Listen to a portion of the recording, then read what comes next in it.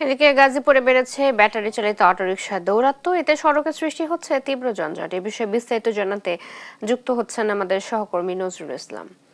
নজরুল, যানজট নিরসনে প্রশাসন কার্যকর কোনো পদক্ষেপ নিচ্ছে কিনা জানাবেন।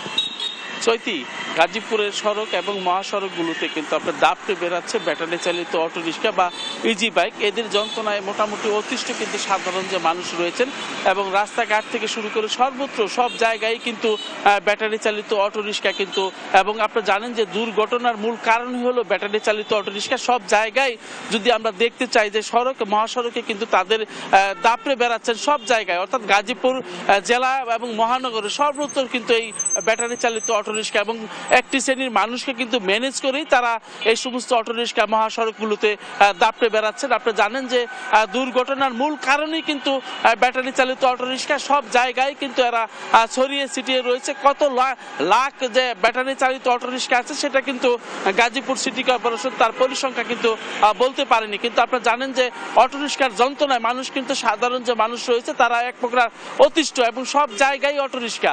তো আপনারা জানেন যে সর্বত্রই কিন্তু অটোরিক্সার দখলে রয়েছে, এবং সব জায়গায় কিন্তু আপনার দুর্ঘটনা, অর্থাৎ সড়ক দুর্ঘটনা প্রতিদিনই কিন্তু এই ব্যাটারি চালিত অটোরিক্সা প্রশিক্ষণ না থাকার ফলে কিন্তু তারা যেভাবে গতিতে চালানোর কথা সেই গতিতে না চালিয়ে তারা কিন্তু দ্বিগুণ গতিতে এই সমস্ত ব্যাটারি চালিত সড়ক এবং প্রতিযোগিতামূলকভাবে চলছে। তারা কিন্তু বড় বড় গাড়ির সাথে এবং দূরপাল্লার যে গাড়িগুলো রয়েছে সেই গাড়ির সাথে কিন্তু তারা পাল্লা দিয়েই চলছে মোটামুটি, এবং প্রতিদিনই কিন্তু দুর্ঘটনার শিকার হচ্ছে সাধারণ মানুষ। এখানে কিন্তু তারাও মারা যাচ্ছেন এবং সাধারণ মানুষকে কিন্তু পঙ্গু করে দিচ্ছেন। এইরকম কিন্তু ঘটছে গাজীপুরে প্রতিদিনই।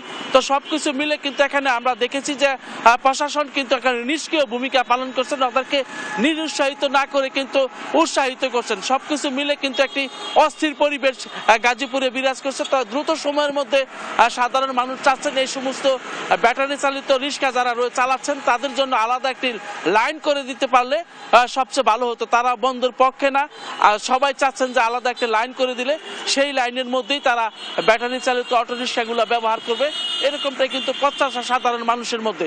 তো গাজীপুরে কিন্তু আপনারা জানেন যে সব জায়গায় যে ব্যাটারি রিক্সার যে দুর্ঘটনার মূল কারণ হিসাবে কিন্তু চিহ্নিত করেছেন ব্যাটারি চালিত। তো এই ছিল আমার কাছে গাজীপুর শহর এলাকা থেকে সর্বশেষ। চৈতি। নজরুল, ধন্যবাদ আপনাকে।